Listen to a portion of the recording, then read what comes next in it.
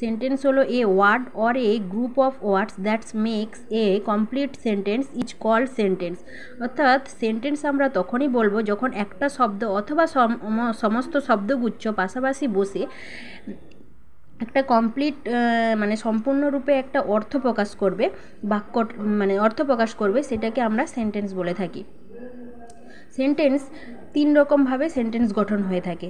ধরো একটা শুধু ভার্ব দিয়ে আমরা সেন্টেন্স গঠন করে থাকি, অর্থাৎ একটি মাত্র ওয়ার্ড দিয়ে সেন্টেন্স গঠন হয়, যেটা শুধু ভার্ব দিয়েই তৈরি হয়।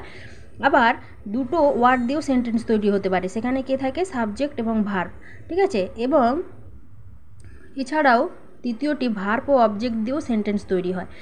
আরেকটা কি না, আরেকটা হচ্ছে যে একাধিক ওয়ার্ড দিয়ে সেন্টেন্স তৈরি হয়, তার মধ্যে থাকে সাবজেক্ট, ভার্ব এবং অবজেক্ট। যেমন এখানে দেখো সি লিভস ইন ইন্ডিয়া, তাহলে এখানে একাধিক ওয়ার্ড রয়েছে, এখানে সাবজেক্টকে সি, তারপরে ভার্ব হচ্ছে যে লিভস ইন ইন্ডিয়া, এটা হচ্ছে অবজেক্ট। এখানে দুটো ওয়ার্ডের মধ্যে দুটো ওয়ার্ড দিয়ে যে সেন্টেন্স গঠন হয়েছে, সি রিডস, সে পড়ে, এখানে সাবজেক্টকে সি, রিডস হচ্ছে ভার্ব, ঠিক আছে।